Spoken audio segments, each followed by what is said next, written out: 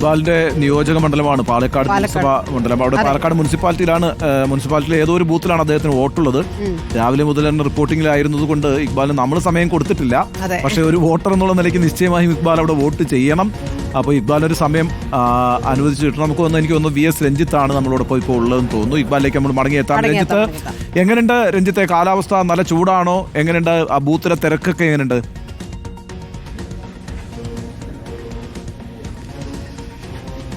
ഉണ്ണിബാലകൃഷ്ണൻ, ഞാൻ നേരത്തെ രാവിലെ നിന്ന് അതേ ബൂത്തിൽ തന്നെയാണ്, മൂത്താന്തറയിലെ കണ്ണകി ഹയർ സെക്കൻഡറി സ്കൂളിലെ ബൂത്തിൽ തന്നെയാണ്.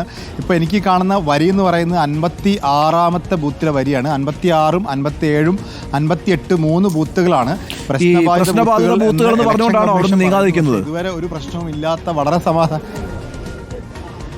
അതെ, മൂത്താന്തറ നോക്കണം, പ്രത്യേകം ശ്രദ്ധിക്കണം എന്ന് പറഞ്ഞുകൊണ്ടാണ്. മാത്രമല്ല, കഴിഞ്ഞ കുറേ ദിവസങ്ങളായിട്ട് രാഷ്ട്രീയമായിട്ട് പാലക്കാട്ട് ഉപതെരഞ്ഞെടുപ്പിൽ ഏറ്റവും കൂടുതൽ പറഞ്ഞു കേട്ടൊരു പേരാണല്ലോ മൂത്താന്തറ. പ്രത്യേകിച്ച് ഏറ്റവും ഒടുവിൽ സന്ദീപ് വാര്യയുടെ വിഷയമൊക്കെ വന്നപ്പോഴും മൂത്താന്തറയിലെ വോട്ട് വളരെ വിഷയമായിരുന്നല്ലോ. അപ്പോൾ അതുകൊണ്ട് തന്നെയാണ് ഇവിടെ തന്നെ ചുറ്റിപ്പറ്റി നിൽക്കുന്നത്. പക്ഷെ നല്ല ചൂട്, ഈ ഉച്ചവെയിൽ ഇങ്ങനെ ഉദിച്ച് നിൽക്കുമ്പോഴും നല്ല വോട്ടർമാരുടെ തിരക്ക് ഈ 56-ാമത്തെ ബൂത്തിലുണ്ട് എന്നുള്ളതാണ്. അങ്ങനെ വെയിലത്ത് വാടുന്ന വോട്ടുകളല്ല ഈ മൂത്താന്തറയിലെ വോട്ടുകൾ നമുക്കറിയാം. സ്വാഭാവികമായിട്ടും BJPയുടെ ഒക്കെ ഉറച്ച വോട്ടുകളാണ്. അത് കൃത്യമായി പോൾ ചെയ്യിക്കാനുള്ള ഒരു നല്ല നീക്കം BJPയുടെ പാലക്കാട് പൊതുവേ ഒരു ഉഷ്ണമേഖലാ പ്രദേശമായതുകൊണ്ട് അവരെ സംബന്ധിച്ച് ഈ പറയുന്ന ചൂട് ഒരു പ്രധാനപ്പെട്ട ഒരു വിഷയമാവില്ല. ചൂട് എല്ലാവർക്കും ഒരുപോലെ തന്നെയാണെങ്കിൽ കൂടിയും ഇതൊരു ശീലമാണല്ലോ പാലക്കാട്ടുകാർക്ക്.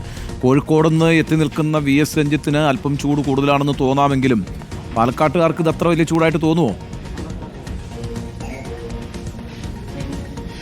അല്ല, എവിടെയാണെങ്കിലും ഉച്ചയ്ക്കൊരു വെയിലിൻ്റെ ചൂട് കൂടുമല്ലോ ഉണ്ണിബാലകൃഷ്ണൻ. ഉച്ചയാകുമ്പോൾ ഉച്ചയിൽ സൂര്യൻ ഉദിക്കുന്ന സമയമാണല്ലോ. അപ്പോൾ പാലക്കാട്ടിൻ്റെ ചൂട് കുറച്ചുകൂടി കൂടുമല്ലോ. അപ്പോൾ സ്വാഭാവികമായിട്ടും താരതമ്യേന നല്ല ശരാശരി ചൂട് ഉച്ച സമയത്ത് കൂടും. ആ സമയത്ത് പോളിങ്ങിൻ്റെ നിരക്ക് കുറയുക എന്നുള്ളത് സാധാരണ ഒരു ഇലക്ഷൻ നോക്കിക്കഴിഞ്ഞാൽ ഉച്ച സമയത്ത് പോളിംഗ് കുറയും, പിന്നീട് ഒരു 4 മണിയൊക്കെ ആകുമ്പോൾ പോളിംഗ് കൂടി വരുന്നൊരു സാഹചര്യമാണ്. പക്ഷേ ഈ മൂത്താന്തറയിൽ ഞാൻ നിൽക്കുന്ന വാർഡിൽ ഉച്ച സമയത്തും നേരത്തെ രാവിലെയൊക്കെ എങ്ങനെയാണോ ഉണ്ടായിരുന്നത് അതുപോലെ തന്നെ പോളിംഗ് തുടരുന്നു എന്നുള്ളതാണ്. 56-ാമത്തെ ബൂത്തിൽ ഏകദേശം 50% പോളിംഗ് നടന്നു എന്നാണ് ഇപ്പോൾ ഇവിടുത്തെ പോളിംഗ് ഏജന്റുമാരിൽ നിന്നൊക്കെ, ബൂത്ത് ഏജന്റുമാരിൽ നിന്ന് നമുക്ക് മനസ്സിലാക്കാൻ വേണ്ടി സാധിക്കുന്നത്. 50% 57-ലും 58-ലും നേരത്തെ ഉള്ളതുപോലെ തന്നെയാണ്. കുറഞ്ഞ വോട്ടർമാർ വന്നു നിൽക്കുന്ന 2 ബൂത്തുകളാണ് 57-ഉം 58-ഉം 2 ബൂത്തുകളും. 58-ാമത്തെ ബൂത്തിൽ 900 വോട്ടുകൾ മാത്രമാണുള്ളത്. 56-ലാണ് 1298 വോട്ടുകൾ ഉണ്ടെന്നാണ് മനസ്സിലാക്കാൻ സാധിക്കുന്നത്. നേരത്തെ BJPയുടെ ഒരു കണക്ക് പ്രകാരം മുനിസിപ്പാലിറ്റിയിൽ പോളിംഗ് വർദ്ധിച്ചാൽ അത് അവർക്ക് ഗുണകരമാകുമെന്നൊരു കണക്ക് BJPയുടെ ഭാഗത്തുണ്ട്. അല്പം മുമ്പ് BJPയുടെ നേതാവുമായി സംസാരിച്ചപ്പോൾ അവർ തെക്കൻ ജില്ലകളിൽ നിന്ന് വന്നിട്ടുള്ള ആൾക്കാരാണ്. അവരെ ചുമതലപ്പെടുത്തിയിട്ടുള്ളത് കഴിഞ്ഞ തവണ ശ്രീധരൻ മത്സരിച്ച സമയത്ത് BJPയുടെ സ്വന്തം വോട്ടുകൾ 6000-ൽ പരം വോട്ടുകൾ പോൾ ചെയ്യപ്പെടാതെ പോയി എന്നൊരു കണക്ക് അവരുടെ കയ്യിലുണ്ട്.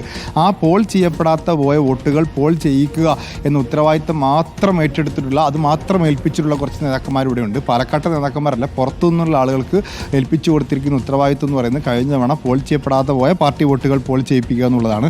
അപ്പം മുനിസിപ്പാലിറ്റിയിലെ പോളിംഗ് ശതമാനത്തിലെ വർധന എന്ന് പറയുന്നത് BJP കേന്ദ്രങ്ങളിൽ വലിയ പ്രതീക്ഷ ഉണ്ടാക്കുന്നു. അത്തരമൊരു BJP കേന്ദ്രത്തിൽ ഞാൻ നിൽക്കുന്നു.